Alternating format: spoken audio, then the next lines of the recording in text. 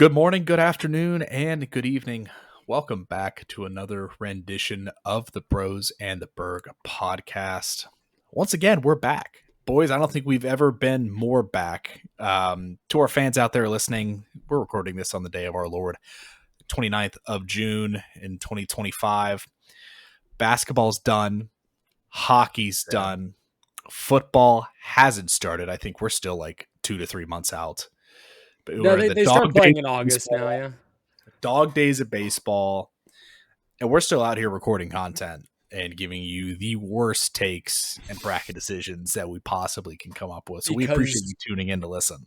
Even though we all love football, we also love not talking about football and not having the podcast during football season. Correct. That is a lock every year. Always and forever. I think our fans might be a little too concerned with our consistency because this is getting weird now. Like we're here every week, and they got to be getting scared at this point. Because then we'll just drop off the face of the earth for half a year and not have any. Yep, and then we'll come back every time. It's like clockwork every time.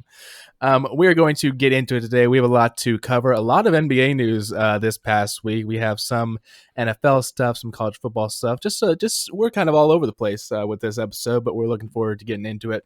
First things we're going to do, we're going to respond to a few TikTok comments, Adam. And as you know, I cut up some clips from the podcast episodes and I post them on TikTok for the people out there to give their own takes on. So I have a few comments here, and we're going to respond to them accordingly. Some of them are negative. Some of them are just interesting. They're mostly negative. We don't get a lot of positive TikTok comments. Except for Joseph V, that guy who wants to. Yeah, that guy rocks. Yeah, that guy. Sometimes it's like when you have an okay time, you're never going to leave a review.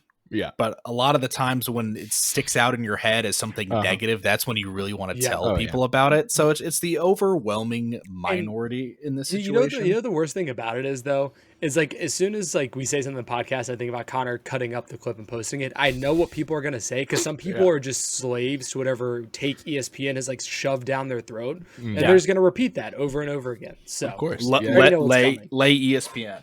Yeah. Well, I also got to give another shout out to Joseph V, who had that great take about the baseballs, because on that original video, he was the only comment on that video. And then whenever we responded to his comment, that next video was like one of our highest viewed videos, one of the most commented videos. So shout out Joseph V. He's given us a lot of interaction with that one clip. So we're going to get into it here. Here's the first comment we're going to respond to. It was in response to talking about Jude's hatred of Trevor Lawrence last episode, and Robbie obviously has always kind of had a hatred of Trevor Lawrence. Here's the comment: if Trevor Lawrence wasn't with the Jags coaching staff, he would be top 10. I mean, maybe, but how many different coaching staffs has he had now with the Jags? Right. It's a revolving door of at what point is it his fault? Let's ask that question. Let's throw that back out there. I don't even know how many he had. Doug Peterson, who's head coach now, because it's not Doug Peterson anymore, right? I don't even know how many coaches he's had. Yeah, but if I'm Trevor Lawrence, at what point do I have to look in the mirror and say maybe I'm the reason the coaches are getting fired? Because there's one consistent thing through all these coaches, and his name's Trevor Lawrence. Just saying. I guess here would be my slight pushback to that. It's even though Lawrence has had the struggles that he's had, it's not like he's been, the worst quarterback in the league or even close to that or anything like that. Yeah. But I think that there's some merit to that claim, to the claim of the coaching staff being the main issue. I mean, because you have so many of these talented players like Travis Etienne, who a lot of people, he came out of college and were like, he should be a top 5 running back out the gate. And then he is just, fallen off the face of the earth.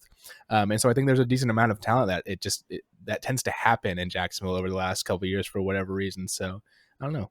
I think it's kind of interesting.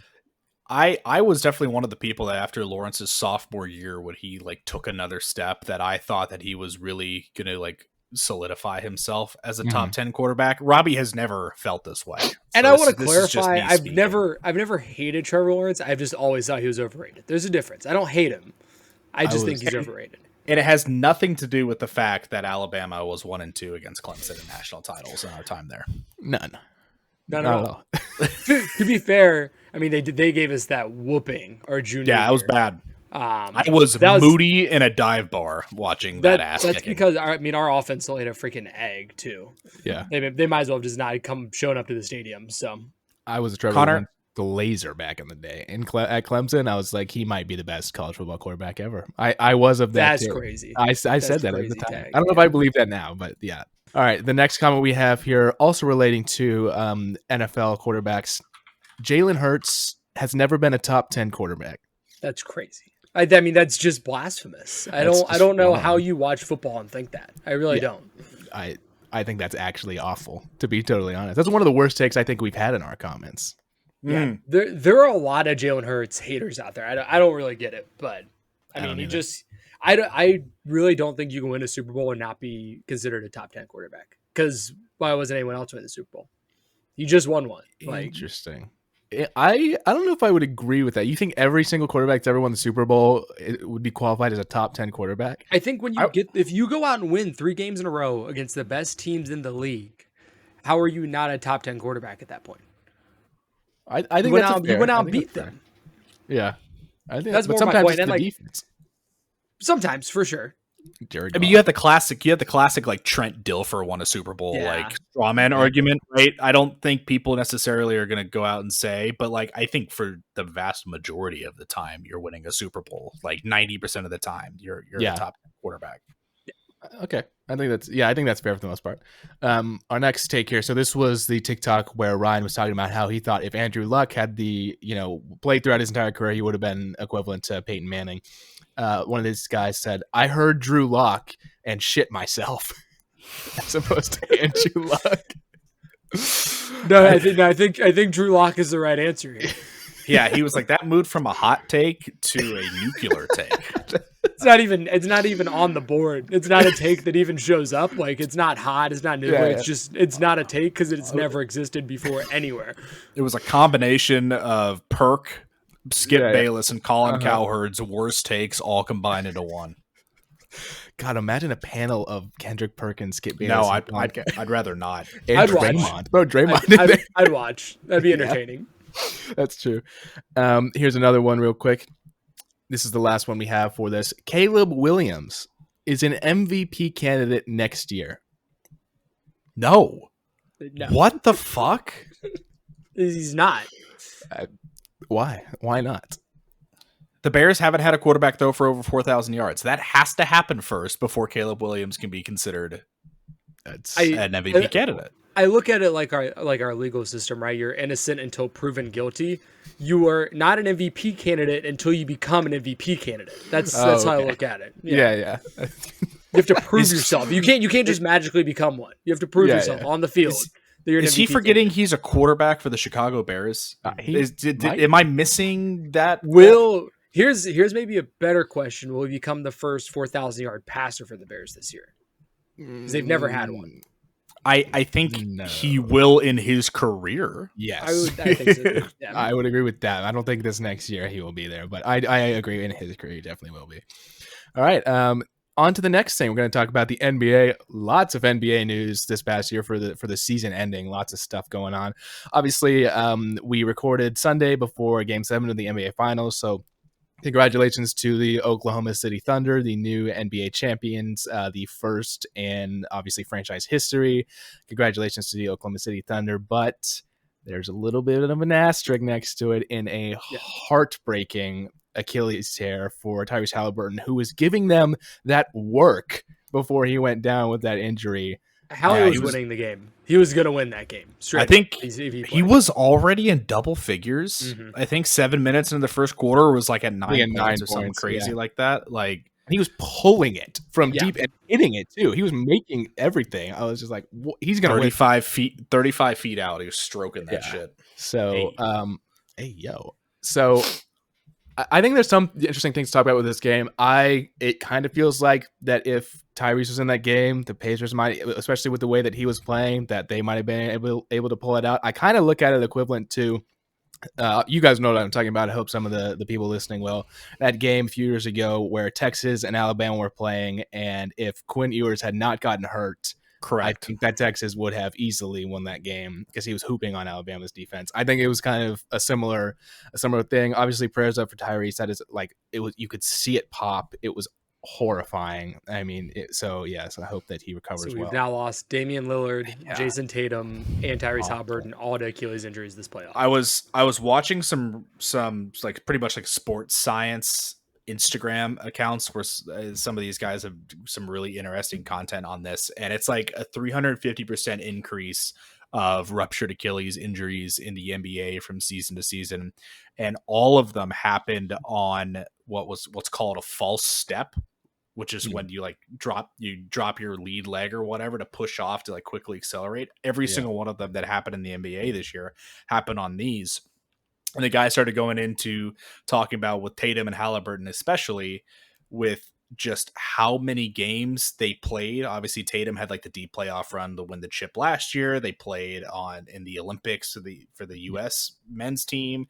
It's just like, and he was talking about like the Pacers usage and Pacers pace, just like how fast they play. It's like all of these are leading to like just overuse. Halliburton's calf injury. Obviously, he was at a very heightened risk to have like an Achilles injury. He was like, honestly, everything added up to him rupturing that, and unfortunately, like nobody was surprised by it. It's the same thing that happened to KD a couple years ago, where he had a calf injury, tried to play on it, and then tore his Achilles. I mean, it's the exact same thing. Just when that part of your leg is injured, it's awful. I think there was an NBA talking head. I don't know if it was Perk or somebody else who was saying like, don't play. It was like he was telling Halliburton pregame, he's like, you're not going to listen, and you're not, if I was in my playing career, I wouldn't do this, obviously, but like for your career, you shouldn't play. But obviously, like no one's gonna. No one would ever do that in Game 7 of finals. If you can stand up, you're playing Game 7 of finals. Yeah. Right. Yeah. Prayers up for him. Hopefully he recovers very well. So we will see him. I do have a few things I want to talk about with this game, specifically TJ McConnell. TJ McConnell, obviously, he had that little run where he was the only Pacers player that scored and everything like that. And I mean, as soon as the third quarter started, the Thunder, because the Pacers, even when they lost Halliburton, they went up into halftime up by 1 point. So the Pacers were pretty good for the rest of it. I got to be real. Siakam kind of just disappeared, to be totally honest. He did not play as well as I think he should have. But TJ McConnell kind of took over the game in the third quarter. And a lot of people, want to give him the props. And I think he deserves some of that. I think some people weren't really looking at how much he was turning over the ball. It doesn't matter how many points that he scores, and I get it. They couldn't get much of an offensive spark anywhere else. But also, the Thunder had 30 points off of turnovers. And a lot of that was because McConnell was getting stuck in these traps, and then for whatever reason was just turning the ball over constantly. And I was just like, he was losing the game for them, I think, as much as he was winning the game for them. And it was really frustrating to watch, to be totally honest. So I don't know. I don't know if you guys noticed that as well, but it's frustrating me. After Halliburton went down, I didn't watch. There was no way they were winning that game. Yeah. You just knew. Like, there's no way after that that they were going to win that game. But that's fair. I mean, like I said, they played pretty well in that first half, and I was like, maybe there's going to be some sort of miracle they're going to pull out. But then, obviously the Thunder ended up winning. But yeah, first in their franchise history, and congrats to them. And we'll see if they're able to make it anywhere close to the same spot next year. I can't imagine that they don't, given that they're going to retain most of their talent and everything like that. So we'll see. The West next year is going to be the finals. Yeah, with all the injuries in the East, it's like if you win the West next year, like pretty congrats much. on the NBA championship. Yep, exactly. Speaking of the NBA in the Western Conference, Kevin Durant. This news broke about an hour after we finished recording the last podcast. Kevin Durant has been traded to the Houston Rockets for Jalen Green, Dylan Brooks, 5 second-round picks, and what was the number 10 pick in the draft this year. I think it's a pretty good trade for the Rockets. So Jalen Green, Booker, Bradley Beal are... Yeah. What are we... We're just shooters. We're just running shooters. Shooting guards. Lineup. I would imagine Green gets traded again. Do they use Green to get some? I think Booker is getting traded. I think you trade Booker. Yeah. And you would trade Bradley Beal if he was worth anything, but it's Bradley Beal. So the Suns are going to be the worst team in the league for a couple of years, is what I'm hearing. And they keep trading away their first round picks. Yeah. Right. And they got the crazy thing. They got second rounders. Or excuse me, sorry, yes. So you're just having like a revolving door of bums. that they're just like G leaguers they're drafting. Hey, Nikola Jokic was drafted in the second round, so watching. True. That is very true. Well, this is like, I think we talked about this before. This is part of my confusion. It's like, I guess picks in the NBA are just continuously getting less valuable, and I guess maybe they think that there's more guys that are coming up through the G League that are worth more, or more overseas guys. Because like, I don't know, the picks, teams don't seem to care about picks anymore, and maybe you could see that even in the draft. I mean, this past week, essentially, other than Cooper Flag, like no coverage on a lot of it, and maybe that's just because those guys aren't becoming as successful as they once were when they're coming out of college and everything like that. But I agree with Robbie. I think this is a good trade. It might seem like a slightly bigger haul because of the 5 second round picks, but I mean, Durant obviously is still a premier player in the NBA.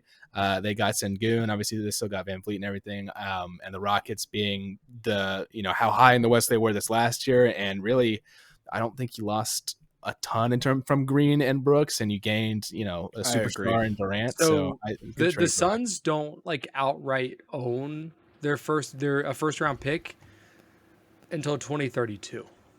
Oh, yeah. Every first round pick they have has some pick swap or something attached to it. They have one in 2026, one in 2027, one in 2028, one in 2029, one in 2030. Don't have a 2031 and outright own their 2032, but all of them have pick swaps and all this other mess. So so they're going to be in the bottom half of the first round for the next 5 years, 6 years. Yeah, I don't know, maybe. Or not have one. Yeah, that's crazy. Actually, I'll be really interested to see how the Rockets do next year. They were better than I thought they would be coming into this season. Agreed. And now a huge step up. Right. And Jalen Green did not go as far, I think, as people thought he would this year. So apparently they might, Houston might have thought that experiment was over. They get like, not necessarily prime KD, but still like 20 points a game KD for a couple years, and maybe see if they can take a run at something. So I know I would expect them to maybe make a few more moves, but I think they're now like a top 4 team in the West with this. Yeah, I forgot, guys. I know the Suns' plan. So they have 3 shooting guards. Then they drafted Malawak from Duke, so a center. And then also on draft night traded for Mark Williams from the Charlotte Hornets. So we're going to run 3 shooting guards and 2 centers. We're just going to even it out that way. Oh, okay. It'll be fine. We don't need ball handlers. We don't need anything like that. It's like if you're shooters and rebounders. Shooters, So it's Overwatch, so it's 2 tanks and 3 support. I've seen it work. 3 shitty DPS. Yeah. Shooters. 3 tracers, a Reinhardt and a Diva.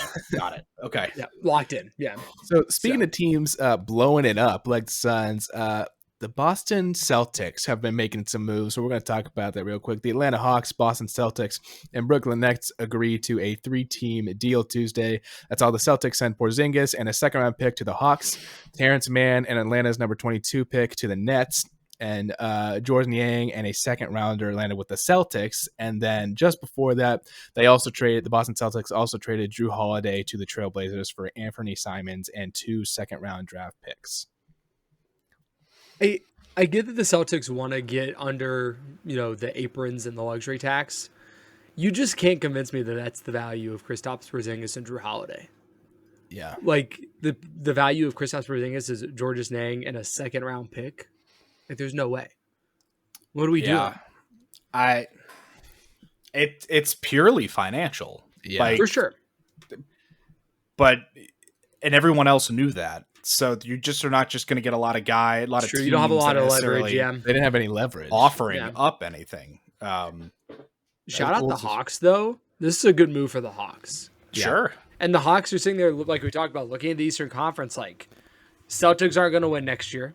Pacers probably aren't going to win next year without Halliburton. Yep. The Bucks don't have Dame. It's the Knicks, baby. It's the Knicks. It's the Knicks, New York, the Knicks? Cavs, and the Hawks. Oh, the Cavs might be really and good. It's Pistons and Magic. Yeah, young, but like on the way up, especially with, Desmond Bane the that top 5 player legitimately- in the league that he is that after may that be- trade. That may be the top 5 in the East next year. Like, Which is crazy. unironically. Because like 5 years ago, those were like the worst teams. All those guys were the worst teams in the Don't league. worry, the Hornets 5 still figured years it out. ago, We'll get there like- one eventually. Yeah, not- hey, the not Hawks even made that the conference finals 3 years ago.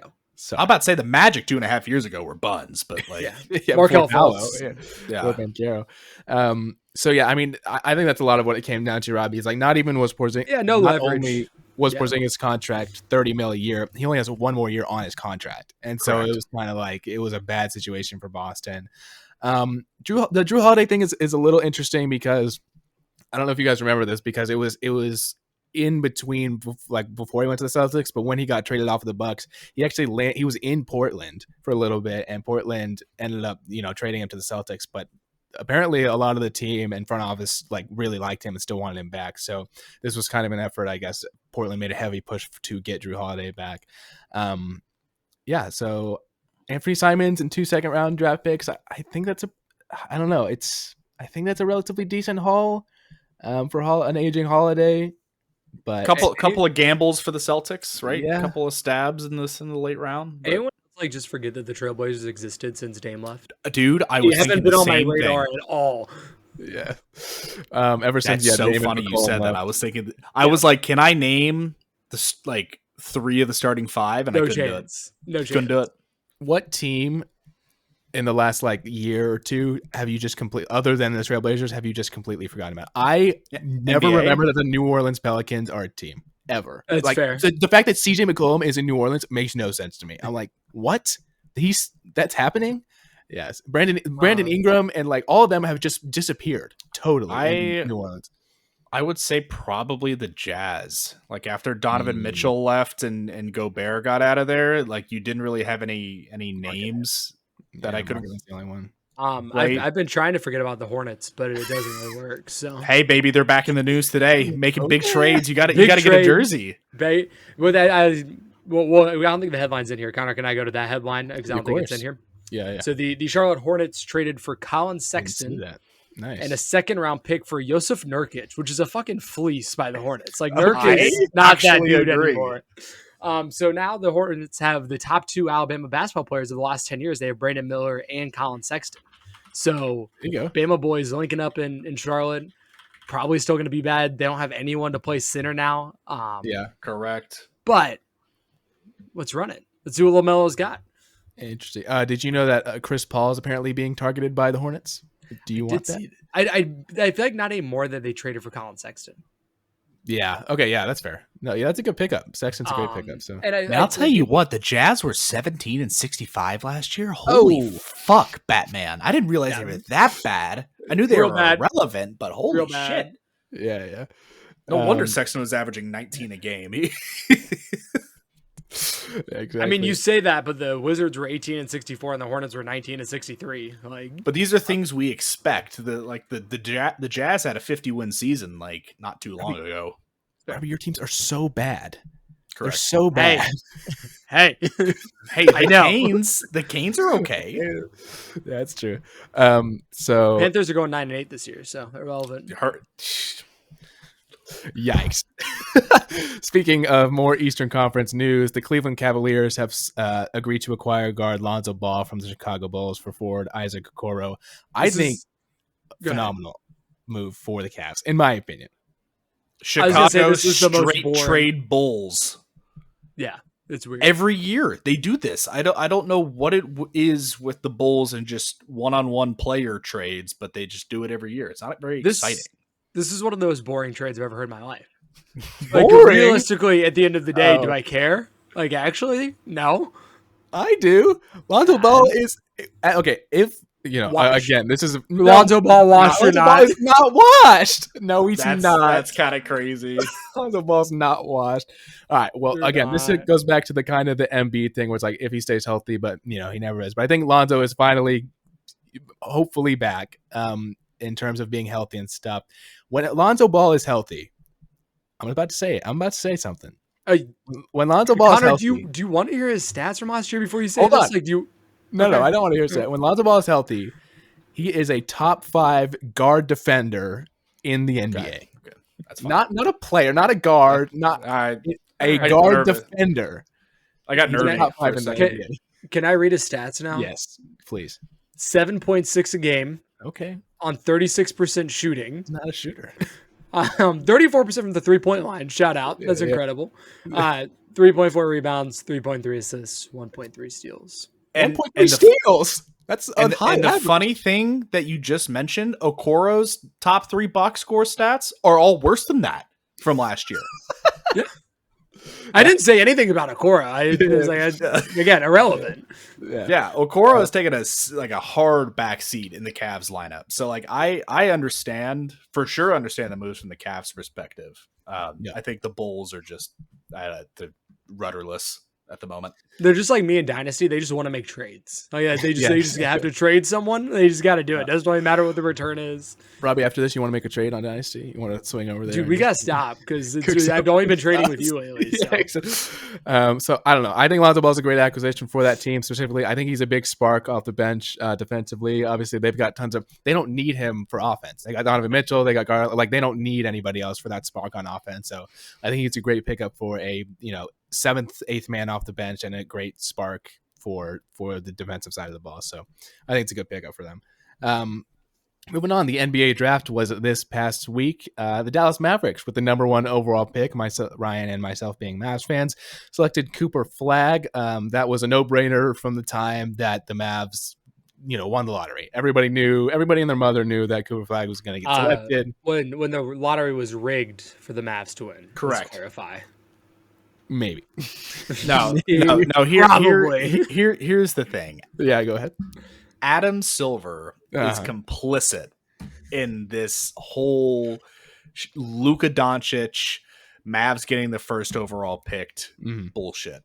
Yeah. It doesn't smell right. Something's up, and I'm not a fan of it. You know what makes it even more sus is that Nico Harrison recently, and I don't know if this is just him being yet again a dumbass, but recently he had a press conference where obviously they picked Flagg and then they had a press conference after, and he essentially what he said was, paraphrase, feel free to go out and find it if you disagree. He was like, all part of the plan. He basically was like, oh yeah, us getting all part of the plan. Yeah, the 2% chance of the Mavs getting the number 1 pick. Yeah, all crazy. part of the plan. Man's more of a gambling degen than I am. Like that's actually crazy. I know, dude. It's but to also quick, because we're not going to go through obviously the whole thing, but we're going to talk about real quick. Charlotte Hornets with the number 4 pick, Con Kneppel with the number 4 pick. That man is not a number 4 pick material. Listen, Hornets drafting a white guy in the top 5 has never gone wrong, so we should be good here, right? Can anyone name one time that went poorly? I think I can actually almost name 3. Go ahead, Rob. Adam Morrison. Yeah, I don't think Cody Zeller was top 5, but too high. He might have been. He might have been. Cody Zeller draft pick. Let's see where he was. He was the 4th. He was the 4th overall pick. There you go. There's 2. Yeah, I feel like there's another one out there somewhere. Jeez. Michael Kidd-Gilchrist kind of counts. Oh, yeah. Because he's that bad. But anyways, yeah, he's not a number 4 pick. I think they overcorrected from last year. They took a very high ceiling player. And this year decided to go with a very high floor player in Con Kneppel. I think he can become a solid piece off the bench and be fine. He's just not a number 4 pick. I think if Ace Bailey hadn't been throwing a tantrum about where he was going to end up, they probably would have taken Ace Bailey. But some of that stuff, like a lot of people were making commentary on it, how it's like all the entire NBA draft class this year just seemed to be very ungrateful in terms of where they were going and stuff. Correct. I mean, obviously, stuff is swinging in the direction of the players having more power and everything, but I don't know, it's interesting. Knuppel is just Kyle Korver, slightly taller. I think he's more athletic than Kyle Korver. Yeah. That's my take. I don't think it's a good take. I think it's disrespectful to Kyle Korver. I think you're associating them based on their skin color, and I feel like that's incorrect. I'm associating with Knuppel's shooting splits, where he's like a 48, 41, 91 shooter. I don't know if I buy that.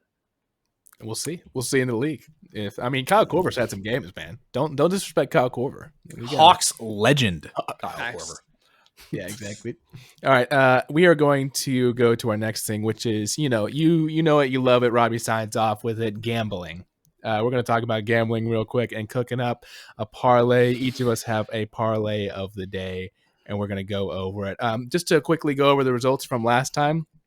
I believe my parlay, I believe I went 1 for 3. Of course, the hardest prop that I had, which was Shea getting 5 points in 3 minutes. He ended up hitting, and then the other 2 over That sounds underlines. about right. Yeah. I did not get because I suck at over underlines. Fade me every time I ever choose an over underline. Fade me because I am terrible at that stuff. Robbie was successful. Robbie was 3 for 3 on his parlay. I'm him. I put that together in 2 minutes before the podcast started. There you go. It tells you don't need to think about it. Just go. Yeah. Ryan was, I believe, 2 for 3 on his legs, and the line that Robbie hated the most ended up being wrong, which was I don't know what you're talking about. Nationals money line. Called it. Yeah. Yeah, it was kind of wild. So currently in the podcast, Robbie has 1 win, and then Ryan and I both have 0. So Robbie, being the winner, would you like to debut your parlay? Absolutely. We got a nice little 3-leg parlay, plus 546 here. Mm-hmm. 2 are tonight. 1 is tomorrow morning. We have the USA money line tonight versus Costa Rica. They haven't been playing great, but I just don't see them losing at this stage of the Gold Cup. I really don't.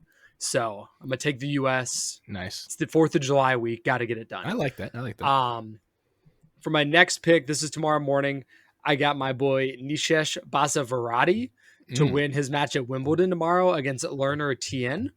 So shout out Nishesh. You got this, bro. I don't know who you are, but your name sounded cool. So lock that in. Yeah. No, I like that. And then we got a no-run first inning in the Tigers and Twins game tonight. Oh. And a little spicy. We got Tarek. What are the odds on that? I don't have it. This not from me, but Tarek Skubal, is that right?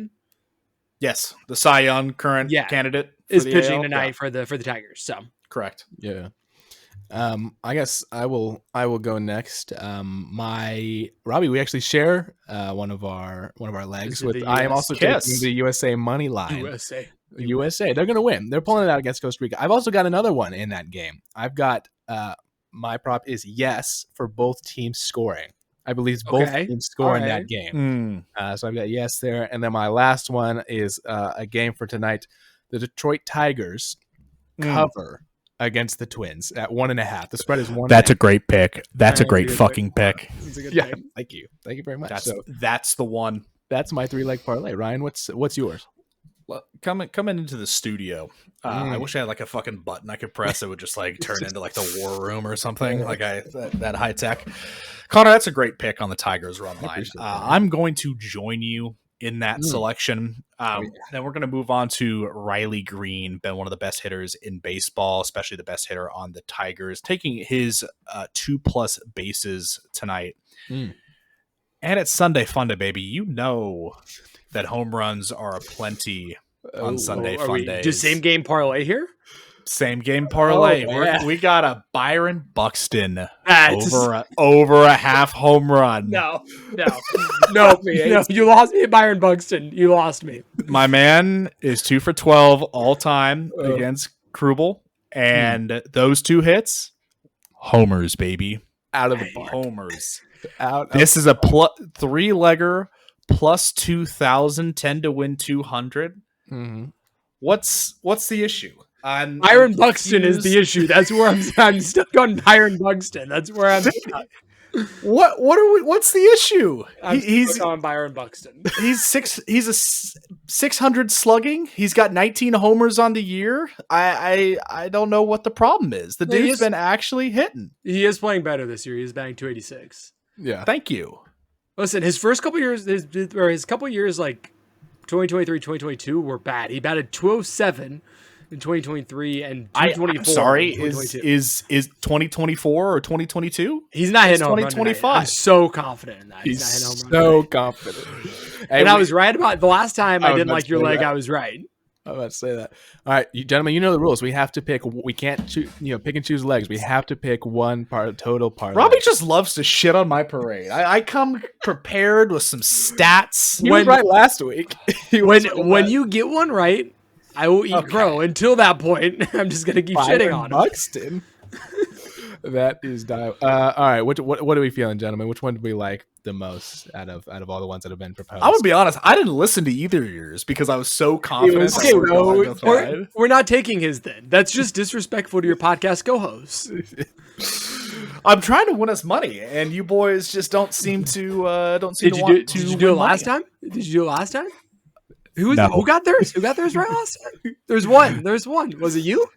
I've learned to not bet against the Rockies. That's the only told you. thing that last time taught me was to not bet against the Rockies. All right. Well, we have to pick one. So, Robbie, you feeling good about yours? Yeah, I don't know anything about the tennis match, but I was about to say. about it. What do you think about what do we think about the USA money line? We picked yours last time. You won 1 for 3, so I'm did go not 1 sure if for I'm feeling that. That's fair, but it's a whole new day. It's a That's what brand I'm new saying. ball game. It's like 2025 for Buxton. Ryan loves the Detroit Tigers cover. He loves the cover against the Twins there. But I do have the USA money line, so. And I've got the Detroit Tigers cover against the Twins. So, do we take an amalgamation? Do we take the Tigers run line? No, we can't do. I think we have to take. I think we have to take Connor's just because we did both agree with one of his legs. Like, to me, that feels like the fair thing to do here. Even though he didn't win us money last time. Yeah, Connor, you gotta also build the parlay. Like, what kind of odds are we looking at, right? Like, my plus 2,000 is viewed in a very different light than that's a good your question. Plus 365. No, this one's more than plus. I think this one's definitely more than that. Because of the yes to both teams scoring leg, I believe it's more than that. But I don't know. I do not have that access right now. But we'll come back to it. We'll post our results. Exactly.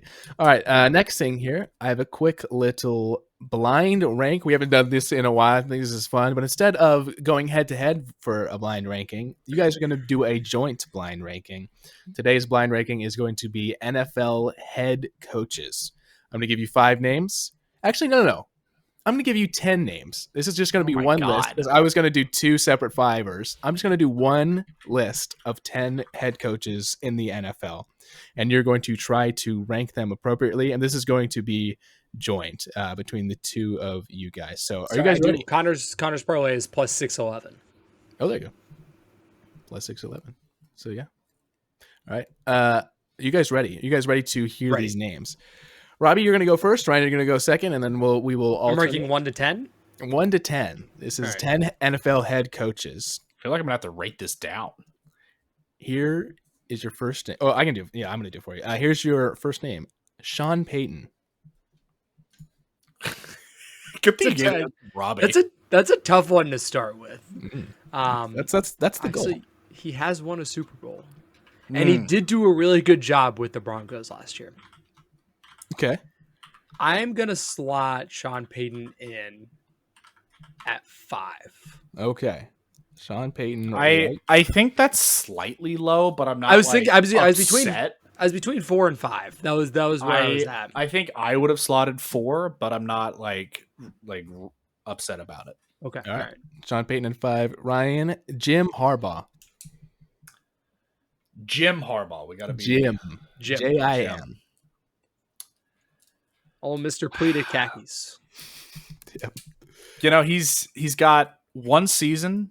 He's got 1 playoff appearance, which is more than can be said for about half these NFL coaches. Right.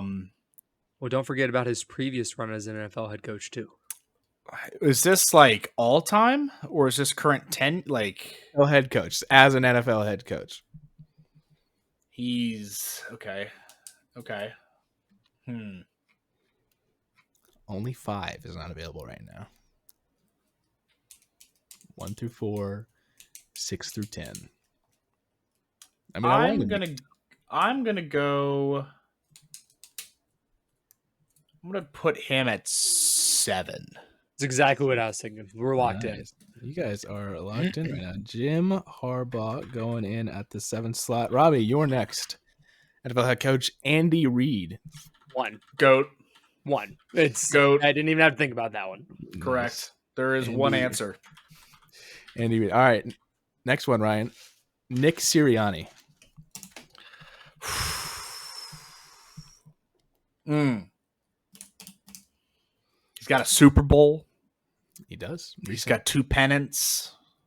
I mean, he has been impressive I mean, you look at I pulled up his stats here because I was curious. He's got a 70% regular season winning percentage. That's I mean, pretty that great. in the NFL in NFC least, right? That's pretty impressive. Uh-huh. It's better than Peyton. Yep. He's no Andy Reid. He was one of the names I left open ahead of John Payton. That was one of the names I had in mind. Sirianni is 3.4 or 3.5, right? Do I want to put him at 3 or do I want to put him at 4? Mm-hmm. I am going to go. I'm trying to think of who I put over him. There are two guys. I put him at 4. I think there's two guys for sure that I would put over him. It just really depends on how top heavy you give us. Dave Canales, obviously, and then Marty Schottenheimer, right? Is that yeah. You're forgetting Raheem Morris. Sorry, yeah, my bad. All right. Next one, Robbie. Dan Campbell. See, this is a name I actually forgot about. This is a name that I forgot about. I think Dan Campbell's done a great job with the Lions. Yep. Obviously. However, still haven't really won anything. They have not. They've been a lot better. Yes. But they still haven't really won anything. I'm going to put Dan Campbell at 6. 6. Going below Sean Payton, above Jim Harbaugh. Yeah, and that's tough because Harbaugh's got a Super Bowl. You know, that's a... Didn't win a Super Bowl. I'm thinking of the other one. Yeah. The other one. Yeah, you're good. You're good. Yeah. He made a Super Bowl. Dan Campbell hasn't made a Super Bowl. Correct. I think this one's gonna be tough for you, Ryan, to be totally honest, because you have 2, 3, 8, 9, 10. Yeah, we're kind of polarized ourselves here. Yeah, we have. Mike Tomlin. I knew that name was coming. Yeah, he's mid. I mean, he's the mid. I disagree. Oh, I disagree. He is not 8, 9, or 10, and I'm standing on that. So I think he's 3. Okay. I think Mike Tomlin is 3. I agree. Mike Tomlin at the 3. There's slot. The Steelers fans are incredibly polarized on. They're also so spoiled. I don't care. Correct. Oh no, we were over 500, made the playoffs again, and we lost. How terrible! Come be a Panthers fan for 27 years, and then we can talk about it. Yeah. Tomlin has 12 playoff berths. Has won one of the most difficult divisions in football, at least modern day, 12 times. Sure. I don't really want to hear it. All right, next, Robbie, D'Amico Ryans. Again, another one that's done really well in the amount of time that he's coached, however, hasn't won anything of importance. Sure. So we have 8, 9, and 10 open. And 2, yep. I'm going to put D'Amico at 9. That's the correct pick. Nice. Okay, you guys seem to be pretty much on the same page today. It's good to know. D'Amico Ryans at 9. We got to do with what we're given. You know, it's true. Dan Quinn, Ryan. I love Dan Quinn. Dan Quinn's my boy. 2, 8, and 10. He sure as shit is a number 2. So it's between 8 and 10. I'll slot him at 10. It's his like first season with the Commanders. I know he's had some coaching experience prior, but he's only made the playoffs once. I mean, he's I need to see a lot more before he's climbing the list. Sure. 2 more names, number 2 and number 8 spots available, Robbie. Kevin O'Connell. I think I'm going to leave the 2 for you, Ryan. It's disrespectful to put Kevin O'Connell at 8, but I think we have to. So I agree. Put Kevin O'Connell at 8. I agree. And then, Ryan, your last name on the list. Sean McVay. Okay. That's not bad. That's not bad. No, it's not. No. It really is not. So he's won Coach of the Year before. That's I was no, I was that's good. somewhat waiting on the other Harbaugh to come up. Yeah. Right. That was a name I had in my head. Don't worry. There's plenty of other. We can do this. 3 more times. So we'll do this again. With the Read it other. off, Connor. I think we did pretty good. Yeah. Number 1, Andy Reid. Number 2, Sean McVay. Number 3, Mike Tomlin. Number 4, Nick Sirianni. Number 5, Sean Payton. Number 6, Dan Campbell. Number 7, Jim Harbaugh. Number 8, Kevin O'Connell. Number 9, D'Amico Ryans. Number 10, Dan Quinn. There's nothing egregious in there, I don't think. Correct. I don't think there is. Is it what would be the changes that you would make if you had to make a change to that? I would probably Tomlin put alone? D'Amico behind Dan Quinn. I think I'd put D'Amico at 10. Interesting. Okay. And I might swap Sirianni and Tomlin at this point, which is weird. Yeah, I think that's what I think that's what I would say too. All right, we're going to quick college football thing, and then we're going to do our bracket and be out of here. So Fox Sports News recently did an article where they talked about 2025 college football predictions and 10 matchups that they believe will shape the regular season. And I thought it was just going to be interesting to take a look at some of these games and just kind of talk about our excitement factors or how important we think that it'll be in the general grand scheme of things. Their first pick on this list was Week 1, a CFP semifinal rematch, Texas versus Ohio State. Big game. Yeah. This has everything Arch you could Manning, want his if you're a first college start. football plan. Yeah. Yeah, exactly. Mhm. And these are two teams that will in fact be back in the college Yes. football playoff at the end of the year. And week 1 in the shoe. This is going to be such a good In the game. shoe. Yeah, I got goosebumps. I'm getting Can't excited. get here fast enough. I immediately want a shower beer. I want a Coors Banquet right on the soap tray. I mean, there's a line in his synopsis for talking about the game where he says, "At worst, I think this will be a number 1 versus number 3 matchup." I think that's correct. I think that is 100% correct. So, yeah, I can't wait for that game. To be totally honest, it's Week 1. Another Week 1 matchup: SEC versus ACC, LSU versus Clemson. The winner of this game is going to be overhyped for the rest of the year. Correct. They're going to come out and win this game, Yes.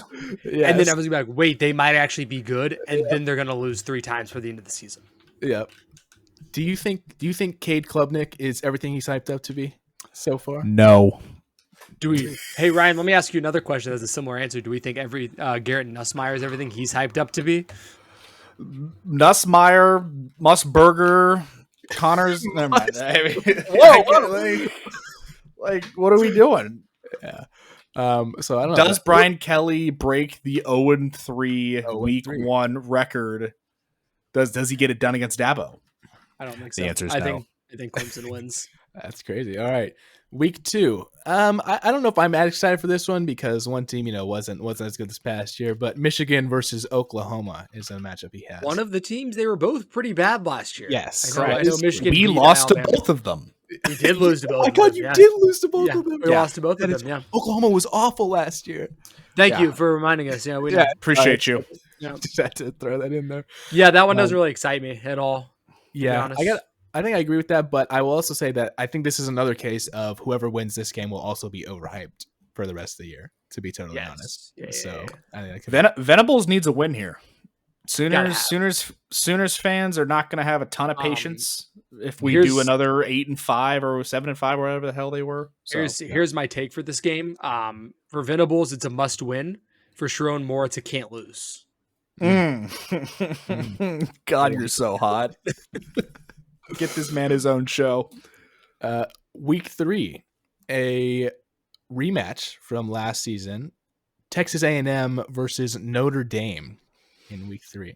God, could you believe Notre Dame lost in the national championship? I could.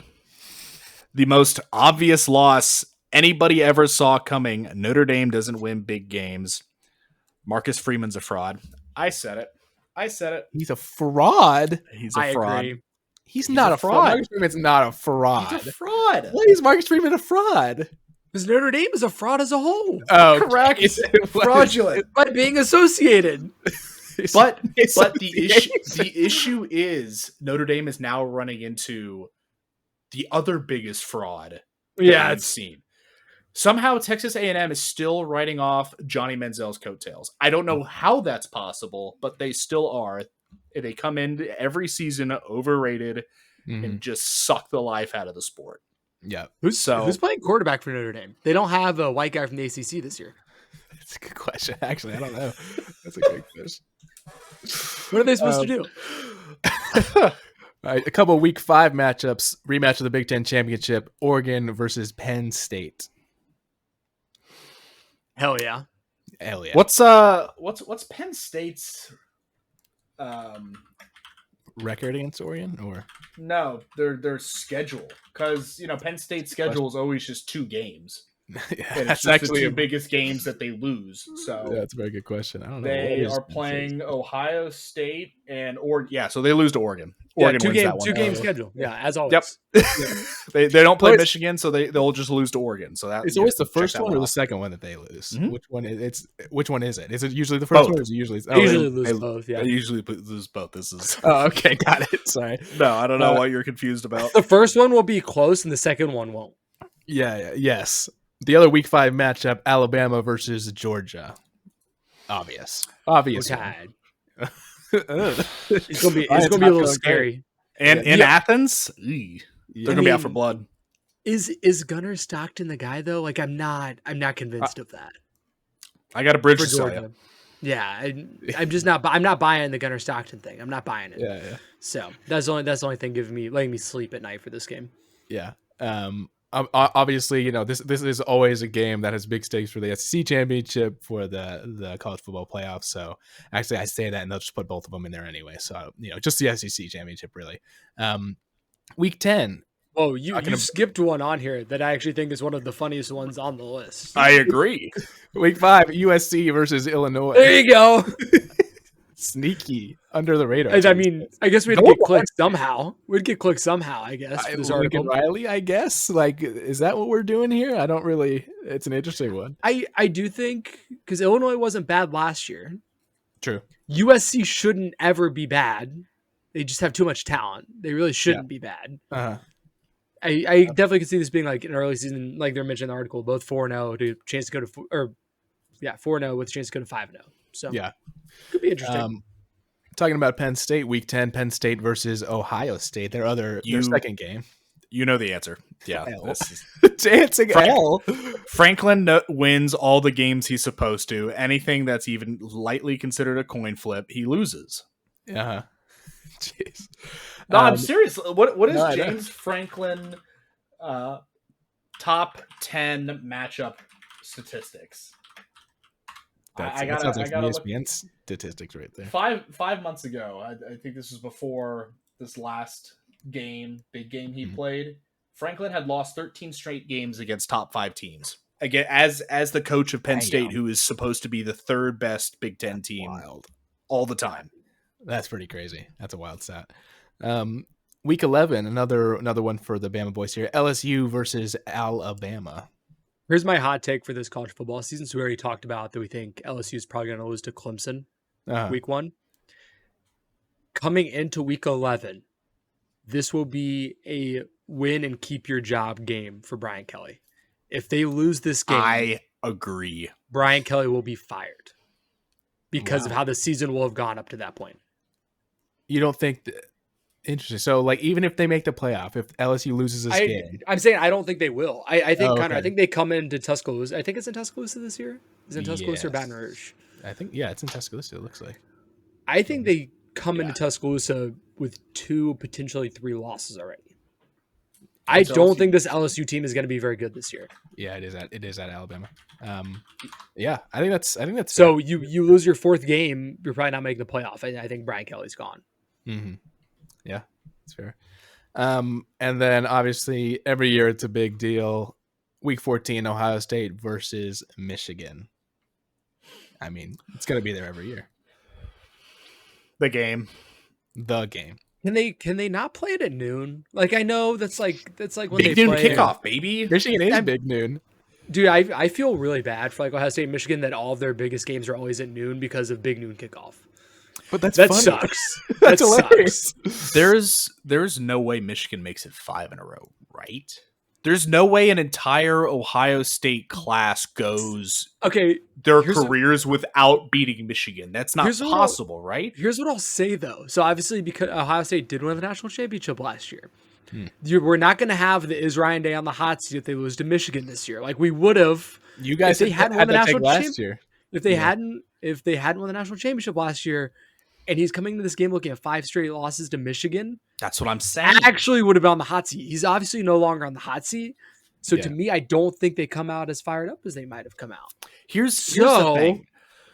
Here's the thing. Living up here, right? Or I'm 2 hours from Columbus. I have plenty of people that I work with that are Ohio State fans. I distinctly remember after the game, if I was like, hey, big, 12-team playoff or whatever, Ohio State's more than likely in. They win the national championship. How do you feel about Ryan Day? Get his ass out of there. They didn't care. They'd rather beat Michigan. They would rather beat Michigan than ever win a natty. They would rather beat the brakes off them every year and never win a national championship again. That's how important this game is. You can't lose 5 in a row. I don't care if you're coming off a national title game. They wouldn't fire him though. They wouldn't. There's no way. They can't. I'm just saying some fans I really think would be pushing for that. Okay, I mean, we had a fan poison a tree not that long ago, so like I'm not one to sit here and talk about what some fans want. Like there's just going to be those nut jobs. I want to see the Ohio State fans, if you clip this, put this in a video, I want to see what Ohio State fans would say. You lose 5 to Michigan. Where's Ryan Day on your hot seat? Well, I mean, you guys made the take. I respect the hate. I respect. No, I did too. I can't remember which one of you made the take, but last year, before one of you guys said that even if he makes the playoff, because you didn't take the national championship into consideration, but one of you said if he just makes the playoff and he loses to Michigan, he's going to get fired. Like that sounds like something we would say, yeah. But and he wins the national championship, so you can't fire a coach. That's just won the national championship. You could. It'd be crazy. You could. Ohio State's one of like 3 or 4 schools that could. Yeah, that's true. All right, we got to get to our last thing, our bracket, and we got to breeze through it here because I got to go in a few minutes here. I will send it to you guys quickly. But here, I just want to do this first matchup real quick. So basically, it's the best one-season runs in the 21st century by athletes. So basically, athletes that just had these seasons that were just unbelievable and unreal. We don't have to the bracket. The answer is Jeremy Lin. Oh, well, that's like 10 games. Season? Brother, that was a month. It was phenomenal. Electric. Our first matchup here. Did you send the bracket? Hold on, Where did you send this, brother? Hold on, I'm about to. I just want to do this first matchup and then I'll send it to you. 2016 Steph Curry versus Ryan Doyle JV football. Okay. So obviously I didn't watch the Ryan Doyle JV football, but I've heard stories. Play JV football. That's the joke. I've heard stories about the way that he didn't play JV football. Yeah. And that might be up there. Yo, freshman football though. Yeah, we can go freshman. Connor sleeps on that because this summer from middle school to high school, a lot of kids hit their growth spurts. Not me. I had already done that in like 5th grade, so I all of a sudden was now faced that I was way too small to be a lineman. So I had to try to transfer to an outside linebacker, is where they're like, yeah, you're not fast enough for anything else. So that's where they put me. Yeah. So I made B team in my freshman year, and I was the only kid that year to get moved up to A team, and I was starting by like midway through the season because I was absolutely clapping cheeks down on the B team level. So I might be better than Steph. Is what I'm saying for a season. Is possible. That it's possible. I mean, those are some good accolades you just brought up here. Here's my response. Steph Curry was the first unanimous NBA MVP. Also freshman football. That's what we're gonna go with. Yeah, that's what I'm hearing. That's what I'm hearing. All right. So we're gonna move Steph Curry through on that one. Our second matchup here.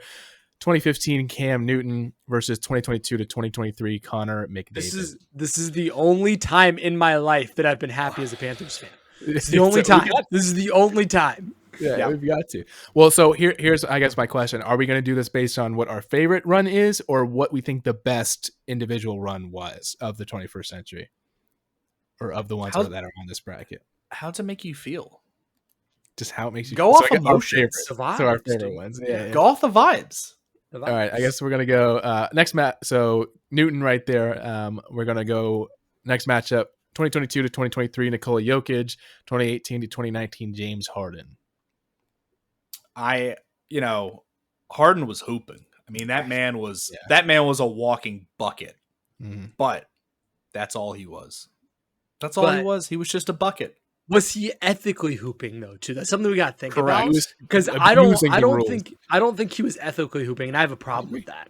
Yeah, and we had rule changes because of this man. And Joker is the most ethical hooper I know.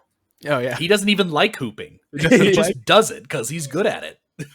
I think that if it was based on like what we thought the best one was, I think that Harden is a pretty strong argument. But yeah, we just don't like it. I don't like the flopping, and I don't like all that stuff. 2016 to 2017, Russell Westbrook when he broke the triple double record, or 2021 Triple Crown Cooper Cup. This is tough. It's a good match. This one makes me feel. I think it's Russ to be the first player in how long to average a triple double in a season. Wild. But Cup season was one of the best receiving seasons of all time. And he won me a fantasy league, which is why I'm like emotionally attached to that as wide receiver one. I do remember being very invested, like watching like SportsCenter every time, being like, is Russ gonna like keep it up? Like, is he gonna keep pace? And he did. No, I agree. That's like, as much as I do love Cup and that season was incredible, like to keep that up over an 82 game season and average a triple double in today's NBA is just a crazy athletic feat to say the least. Battle of the Teammates 2007 Tom Brady versus 2011 Rob Gronkowski. Arguably just they're both best individual seasons, you could argue. Gronk was a fucking problem. Yeah, dude. It was bad. Like anybody who, and I think this argument has lost a lot of steam, but like he's in the GOAT discussion for tight ends, and I won't hear anything otherwise. But it's really just longevity that keeps him from being the GOAT to me. Mm-hmm. But 2007 Brady was, Tommy, that was special. TB12, like TB12. Mm-hmm. You almost won every single game. Correct, but didn't. But almost. But didn't. But almost. Which one? We feeling TB12. Gronk here? TB12 for me. Robbie. I mean, also, who was throwing Gronk the ball when he was breaking all those records? TB12. We got to go. 2012 to 2013, LeBron James. 2014, Clayton Kershaw. Was this also face shield LeBron year, or was that a different year? Yes, that was. I believe it was. It was either 2013 or 2013. Batman Bron. Batman face Bron. shield, LeBron James game date. He had he played against the Bobcats. Oh, excuse me, that was the year after. That's 2014. So that was a year after. The Bobcats. He dropped 61 on those Charlotte Bobcats. That is terrible. That's bad. So we going. Yeah, this is prime Miami Heat Bron, or Kershaw. This potentially was the best basketball player ever this season. Certainly debate as a whole. Certainly. Are we disrespecting Clayton Kershaw though? We are. Maybe a tad. Maybe just a little bit. But and that's unfortunately what it comes down to in baseball. Braun could carry an entire team. As a pitcher, you pitch once every 5 days as a starting pitcher, right? Here, just to quickly read his stats from that season, why he was put in this list: 21-3 record, 1.77 ERA, 239 strikeouts, third Cy Young Award, and his first MVP that year. So pretty crazy. 21-3 is actually ludicrous. I know he's a hitter too. He was averaging almost 11 strikeouts per 9 innings. That's off. That's absurd. Yeah, that's actually wild. He was crazy. Like, let's not get it twisted. That can't be right. This is showing that he didn't have a single shutout though, but he threw a no-hitter. Really? Huh? I mean, this is Google AI, so like very possible that's wrong. Yes. But I mean, I gotta give it. I think I gotta give it to Ryan too, because it's like you could argue that LeBron, that individual season, is maybe the best basketball player ever in that season. So I would lean LeBron. Robbie, one way or the other. Yeah, Bron. He had 2 shutouts. Google AI is just dumb. I'm looking at Kershaw's 2 starts in the postseason in 2014. 0-2, had an 8 ERA in his 2 postseason starts of that year. He got shelled. The biggest difference between a regular season postseason pitcher is Clayton Kershaw, and it's not even really close. Yeah. Yep. Terrible in the postseason. Let's move through this quickly because I gotta head out here in a second. 2022 Aaron Judge, 2022 Patrick Mahomes. Because I was so sick and tired of seeing Aaron Judge on my TV for every time he breathed during the game. No, I can't. What that was for the Yankees? The AL. AL. Okay. Yeah. It was infuriating. That was crazy. 2006 LaDainian Tomlinson, 2001 Barry Bonds, earlier in the 21st century, but this is the Bonds 73 home runs in a season, whatever it was.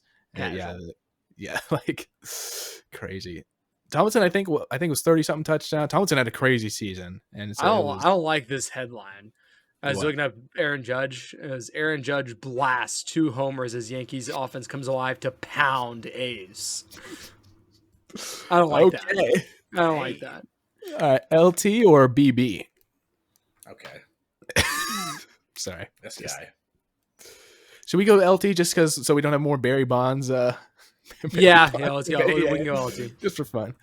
2016 Steph Curry versus 2015 Cam Newton. It's Steph. I'll admit it. It's Steph. Yeah, dude. Every time he shot the ball, you were like, that's going in. He changed the game. It was ridiculous. 2022, 2023 Nikola Jokic, 2016 to 2017 Russell Westbrook. I would go Russ. Challenge of triple doubles too. Yeah. I got to go Russ there. 2007 Tom Brady, 2012 to 2013 LeBron James. GOAT versus GOAT, possibly. Whoa, okay. You heard it. Lukewarm take. Yeah. God, who had a better I mean, in terms I think you just have to say that basketball is as an individual player, it's more exciting to watch somebody like LeBron than it is Brady. Because even though Brady was slinging it, that thing. I mean, Bron prime Miami when he's throwing it down over Jason Terry's getting just posterized every play. Brady had 50 touchdowns. I mean, if you want to give it to Brady, I understand. I'm not going to say that. No, he had 50 touchdowns in 8 picks. Yikes! Wow, that is wild. 69% completion percentage. Nice.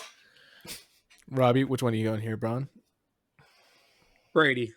Okay, Ryan. That's so tough.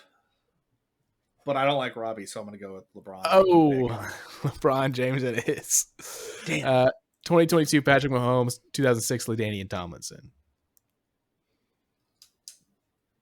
This was the Mahomes Super Bowl MVP, just like that year where he was just tossing it on people. Slobbing on it. Just that's what he was doing, man. All right, Mahomes. All right, homies.